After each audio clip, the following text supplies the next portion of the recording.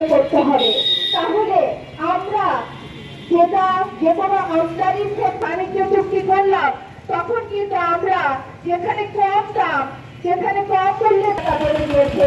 আমরা বলতে চাই, একদিকে মার্কিন সাম্রাজ্যবাদের সাথে এই বাণিজ্য ক্ষেত্রে যুদ্ধ পরিস্থিতি, তার ফলে বিশ্বব্যাপী সংগঠন সবকিছু উন্মুক্ত করে জনগণের সামনে সেটা হাজির করতে হবে। জনগণের সাথে যে বাণিজ্য চুক্তি অবিলম্বে সেটা বাতিল করতে হবে এবং তেল সংকট নিরসনে কার্যকর উদ্যোগ গ্রহণ।